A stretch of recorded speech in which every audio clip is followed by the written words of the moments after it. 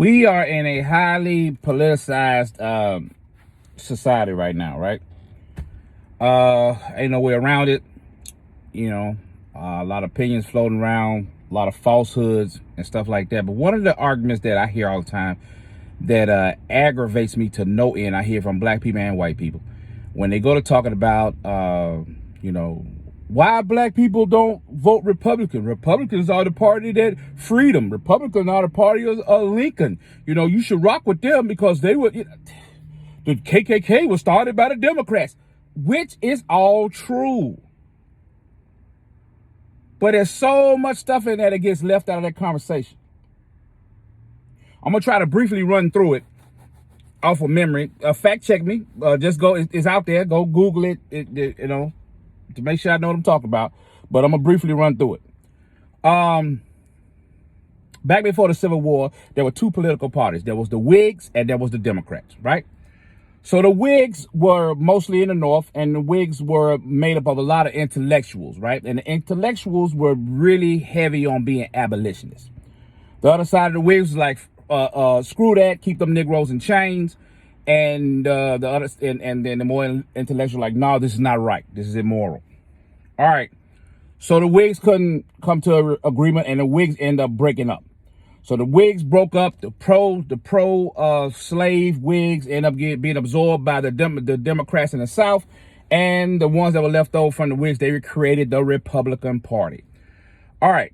So now the Republican Party is the party of the abolitionists. At least that's how it's viewed. But understand, there's still a lot of people in the Republican Party who think the abolitionists have lost their freaking mind. You got to think, we've been having slaves all this time. Our economy is set up by slaves. It's set up, with slave labor. So you're talking about doing away with it, you must be crazy. So they would look at the abolitionists like they were crazy people. Like how we look at QAnon now. They on their friends, they were crazy. So in come Abraham Lincoln. Abraham Lincoln is, he's a Republican, so he's identified with the abolitionists. He doesn't shun away from it, but make no mistake, Abraham Lincoln was not pro-black, he was just anti-slavery. I repeat, he was not pro-black, he was just anti-slavery. There's two different things. A lot of reasons why they want to abolish slavery had to do with economics and not on some moral being do-gooders.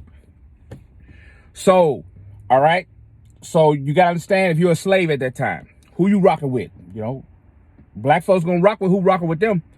The abolitionists are trying to abolish slavery. They're nice to us. When we run away, we get hid by abolitionists. They help us. These are good white folks that help us. Of course we going to rock with them. We blindly going to rock with them. You damn right we going to rock with them. Right? So, you can't blame them. So during the Civil War, like around 1863, that's when the abolitionist stuff started really kicking in hard, and then you got the Civil War going on, against slavery, this, that, and that. So black people are seeing this. Well, Republicans are our friends. Republicans are our friends. And then Abraham Lincoln, he wants to free the slaves. So, he does his thing, and then he get assassinated. You get this clown in here, Andrew Jackson Johnson, like I say, I'm doing it by memory, whatever.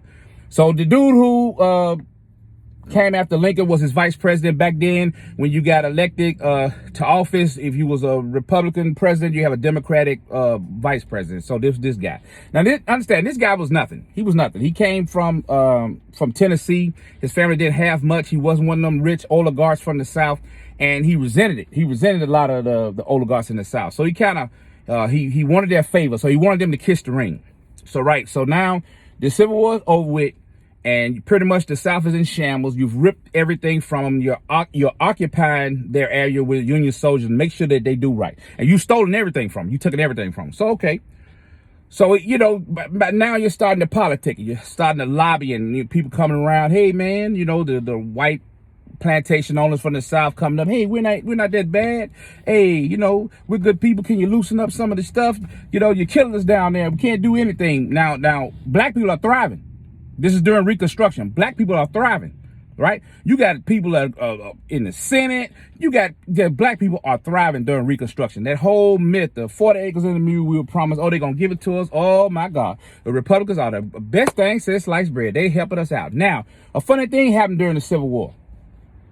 A lot of those rich Republicans, those intellectuals from the North made a lot of money, became wealthy to rival the plantation owners in the South. Money is everything. So it slowly went from, this moral high ground to, screw them Negroes. We did enough for them. You know what I'm saying? We got this money now. We got this money. We are the party of this money. So and then a few years later, Rutherford B. Hayes is trying to campaign to be president. Rutherford B. Hayes is a Republican. Rutherford B. Hayes from Ohio and was actually a lawyer who used to defend slaves in trial. He was a friend of the black man. However, they came down and told the Democrats from the South, told Rutherford B. Hayes, you need our vote. And if you don't fuck with us, you don't do what we tell you to do, you don't try to loosen up some of this shit, we ain't fucking with you. So, you know how it go. I'm the friend of a black man, till money come involved, my career come involved, then, fuck it.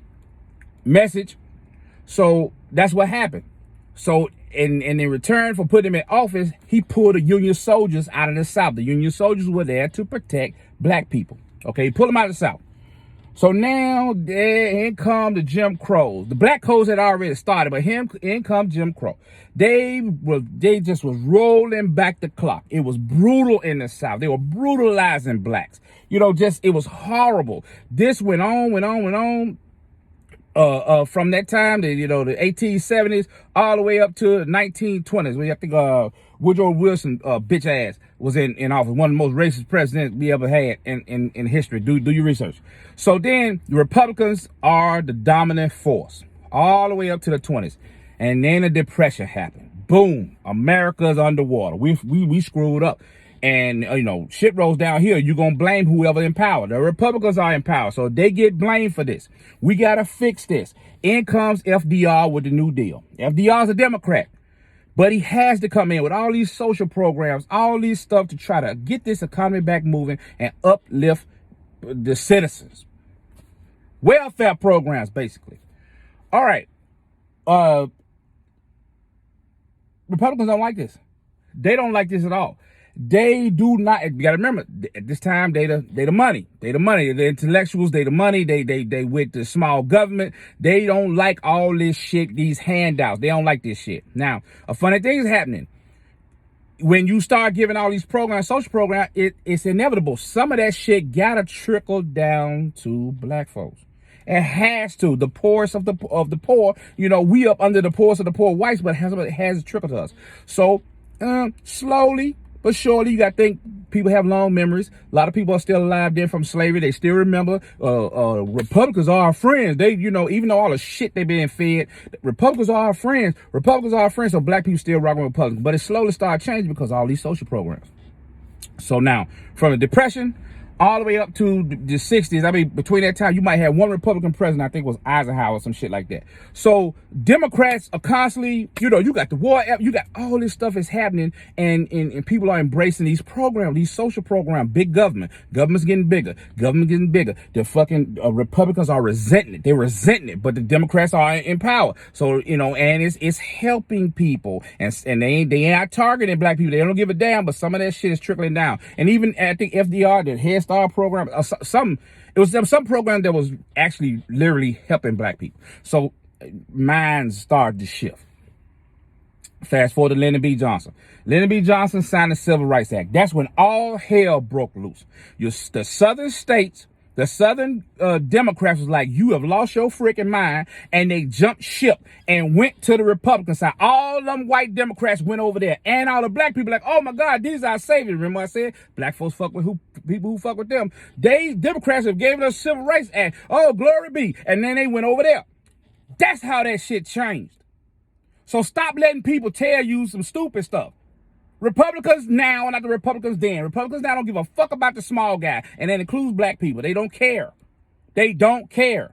Now, you can make the argument that Democrats don't care either. That's fine and dandy, but stop telling them, well, the Democrats were the party that started the KKK. Yeah, they did that. They did that. But who anti-KKK now? The Democrats.